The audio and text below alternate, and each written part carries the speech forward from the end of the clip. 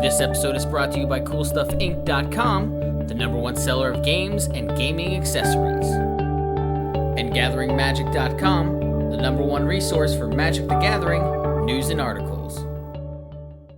Hi, my name is Uriah, and this is my Zedruu the Greathearted Commander deck.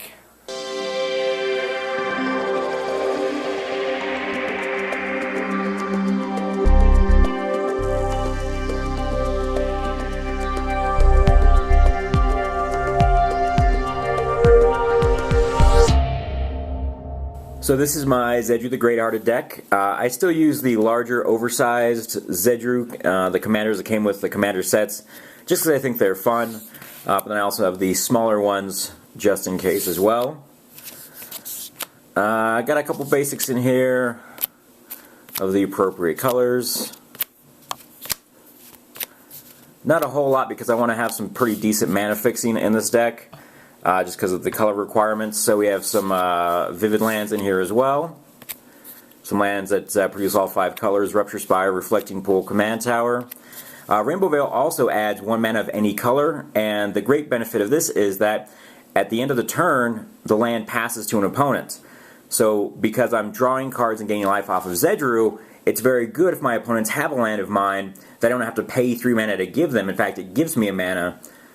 But the downside is I lose that mana, and they gain it for whatever color, but it keeps passing around the table. I stole this land idea from Toby Elliott after I saw his Zedruu deck that we did a deck tech for. So, love Rainbow Vale. I got the original duels in here, plus we have some Rav duels. A couple of filter lands. Then just a man land, just a random man land. A little bit more color fixing. And then I have a lot of effects that rearrange the top of the library, and I want to shuffle my deck a lot. So I have a couple of fetch lands in here: the Expanse in the Wilds, plus Arid Mesa, Windswept Heath, Scalding Tarn. And then Madblind Mountain is also a shuffle effect. If you have 2 more red permanents, pay a red, tap it, shuffle your library. This is pretty good because there's sometimes I'll be putting cards on the bottom of my library with Mistveil Plains. And I want to go ahead and reintegrate those back into my deck to have another chance at drawing them. So Mistveil Plains is a very important card in my deck.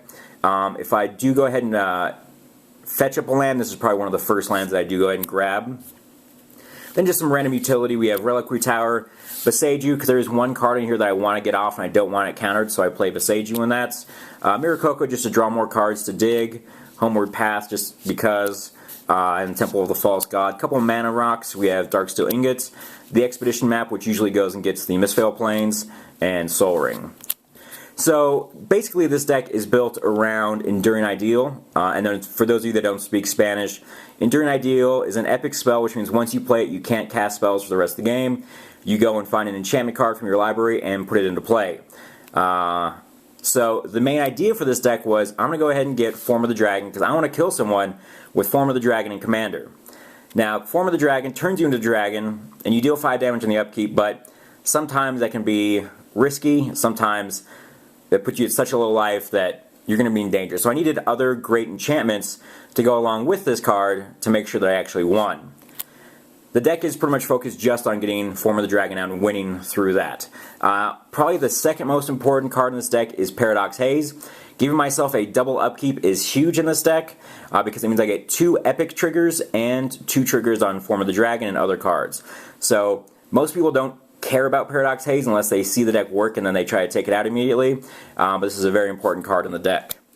Solitary Confinement gives me Shroud, prevents damage dealt to me, and I have to sacrifice unless I get rid of a card during my upkeep, and then I have to skip my draw step as well. So the problem is, how do I keep on getting cards in my hand to pitch them? And with Paradox Haze, I have 2 upkeeps, so I have to get 2 cards, but I do have a fix for that. This card definitely helps slow down other strategies that are trying to get rid of your cards, so it's a very crucial card if you're just getting the beat down headed your way. Humility, a lot of great creatures out there that do a lot of damage. Make them all 1/1s with no abilities. It's pretty good. Haunted of the Sea and Winds, here's where I can go ahead and get those cards back that I need to pitch to the Solitary Confinement. And since I can draw the cards first, then pitch them, it works. Also, it triggers every upkeep, so I can draw them every time that I need to pitch them to the Solitary Confinement, of course. Devscape. I don't want people naturalizing or disenchanting my Form of the Dragon. A lot of people don't like this card. They think it's a mean card, a griefer card, but I gotta have it in here as some kind of protection. Then some of the lesser enchantments I can fetch up. Planar Chaos, or Planar Collapse, sorry. It's a Wrath of God enchantment version. If there's 4 more creatures on the battlefield, in my upkeep, sacrifice it, Wrath, board. Copy enchantment if I want to get maybe another form, or just double up any of my good enchantments in there. Second Chance is really good. If I have Form of the Dragon in play and I fetch this up, I get an extra turn because I'll have 5 or less life. There is sort of a convoluted way to take infinite turns in the game with this card. If I have Mistveil Plains, after I sack it, I'll put it on the bottom, and I can fetch it up again the next turn with the Enduring Ideal, or with my 2 upkeeps, sack it on the first one, get it on my second one, and just continually do that. Also, I play Sun Titan in here, so I have this in the graveyard, attack with Sun Titan, put this back into play, and take another turn that way. But pretty convoluted, doesn't really happen all that often. Sometimes I just get 1 extra turn out of it, which sometimes is enough. Transcendence is sort of a kill card with Zedruu. Honestly, I don't have Zedruu out a ton when I play this deck, and I've only really killed 1 person with Transcendence 1 time, so it's not the best ever, but it's really good with Form of the Dragon, because if you have Form out plus Transcendence out, they gotta deal 15 damage to you instead of 5 damage, and they have to do it, you know, either in the air or with a spell, and if I have some kind of Shroud out, or if I have Solitary Confinement out, it just makes it much, much harder to kill me, which is sort of what this is in there for. Honden of the Infinite Rage, it just sort of gives me another card off of the blue Honden, and also a little bit of damage here and there if I get it out. Karmic Justice, I don't want them blowing up my stuff, so it sort of makes them stay away, and if they do blow up my stuff, maybe I can get rid of some of their, you know, tougher to deal with permanents as well. Illusions just gave me some more life, because once people see the deck, they tend to start ganging up on me pretty quickly, and that life gain is pretty important, plus I pass it off, maybe, you know, get a card and life out of it with Zedruu, and then someone, you know, takes the 20 hit, which is not a huge in Commander, especially early game, but sometimes you can take them out. A couple of shroudy effects for me, Ivory Mask, Leyline of Sanctity. I want to get some lands, so we got land tax in there. Soul Snare, just another way like, hey, stay away from me, don't attack me, I might get rid of your guy. Also, Ghostly Prison, stay away. Propaganda, stay away. Greater Oromancy, just give my other enchantment Shroud, you know, just in case there's some targeted removal out there I want to try to dodge. Not really when I search up too often. Usually if I draw it, I'll drop it early, but not when I tend to fetch up. Leyline of Anticipation, because Flash is really good. Furnace of Wrath, if I really need to put the game away and it's just taking forever, if I have Form out, put Furnace out, start dealing 10 a turn. If I have the double upkeep Paradox Haze, that's 20 a turn. This will end it pretty quickly. It is a double-edged sword though, so you got to be careful. Now, since the deck is built around getting the Enduring Ideal off pretty much every time, you want to tutor it up as reliably as possible. So we have a Personal Tutor and a Mystical Tutor, and then Merchant Scroll gets me my Mystical Tutor so I can then tutor for Enduring Ideal. We also just have a lot of card draw just to dig for it. So we have Brainstorm, Tidings, Ancestral Vision. See Beyond was really nice because the enchantments that I have in my hand, I usually don't want them in my hand. I want to fetch them out because once I drop Dovescape, or once I play the Enduring Ideal, I can't really play any more spells. So I want to make sure that all my enchantments are in my library. This lets me go ahead and draw a couple cards, but also shuffle back in something that I don't want to see right now. Time Reversal, a bad, you know, Time Spiral, but it also refills my hand or lets me, you know, swap out cards I don't want for cards I do want. Latinam's Legacy, you know, shuffle away something I don't want and draw a couple cards. Scroll Rack lets me, you know, put some stuff back. Crystal Ball lets me put enchantments to the bottom of my library.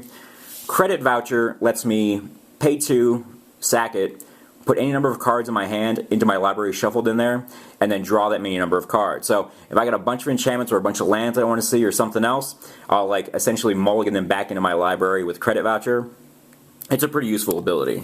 Got some board wipe there just in case the creatures get out of hand coming at me. So we have Austere Command, Wrath of God, Chaos Warp for whatever annoying, you know, permanent we need to get rid of, Oblation, and then we have a small counterspell suite because we want to make sure we protect that Enduring Ideal. If we put it on the stack, we want to make sure that it resolves. So we have the original counterspell, we have a Trick Mind, Suffocating Blast, a Force, Spell Crumple, and then some defensive creatures. A lot of these creatures were still in the original Commander box that it came from, and I think they're alright. So we have Wall of Denial, Fogbank, which is an old favorite of mine, Guard Gomazoa, and then Wall of Omens. And then just a couple utility creatures. Azorius Guildmage is such a good card. The tap creature I don't really use it so much for, but the counter target activated ability is huge on this card, so I love that. Squeeze in here because Squeeze is a good chump blocker. You know, play him out there, chump, put him back in your hand, play him out there, chump, put him back in your hand. Or it's really good with Solitary Confinement. Pitch Squee, return it, pitch Squee, return it.